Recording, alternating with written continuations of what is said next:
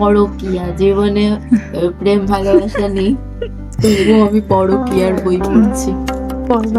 Hello everyone, তো চলো তোমাদেরকে আমার একটা নতুন ব্লগে স্বাগত জানাই। ফার্স্টে ব্রেকফাস্ট করে নিলাম মুড়ি আর একটা তরকারি হ্যালো দিয়ে। Everyone, welcome back to my channel Sneha's vlogs. তো আজকে আমি একদম দেখতে পাচ্ছ পুরো রেডি হয়ে গেছি। আগে তো তোমাদের সাথে বিয়ের প্রিপারেশন শুরু করে দিয়েছি, সেটা শেয়ার করেছি। তো আজকে যাচ্ছি আমি মেহেন্দি করতে আমার বেস্টির কাছে। ও খুব সুন্দর মেহেন্দি করতে পারে। অনেকদিন আগে একটা ভিডিওতে আমি দেখিয়েছিলাম যে আমি আগেও মেহেন্দি করেছি ওর কাছ থেকে একবারই। তো দারুণ হয়েছিল সেই মেহেন্দিটা। আজকেও আমি ওর কাছ থেকেই যাবো মেহেন্দি করতে। তো রেডি হয়ে গেছি দেখতে পাচ্ছ। চলো আজকে তাড়াতাড়ি এবার বেরোনো যাক। মা আসছি। মিনি আয়।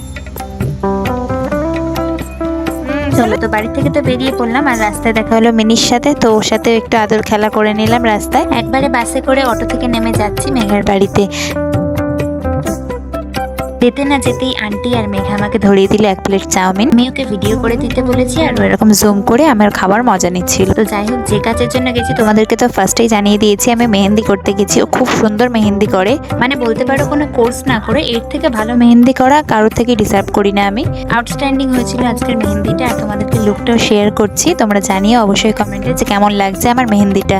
আমার বাড়ির পাশেই কাকার বিয়ে আছে, তো অনেক নয়েজ পেতে পারো, এখন একটু প্লিজ ক্ষমা করে দিও। এখন মোটামুটি ভাবে মেহেন্দি করা কমপ্লিট হয়ে গেছে। তারপরে আন্টি আমাদের লাঞ্চের জন্য রাখলো। লাঞ্চের মেনুটা তোমাদের সাথে শেয়ার করলাম, আলুর দম আর ফ্রাইড রাইস। খেতে কিন্তু ভীষণ ইয়াম্মি হয়েছিল। এরকম সুন্দর সুন্দর রেসিপি করে খাওয়ানোর জন্য আন্টিকে অনেক অনেক ধন্যবাদ। আর হ্যাঁ, শেষ পাতে কিন্তু চাটনিও ছিল।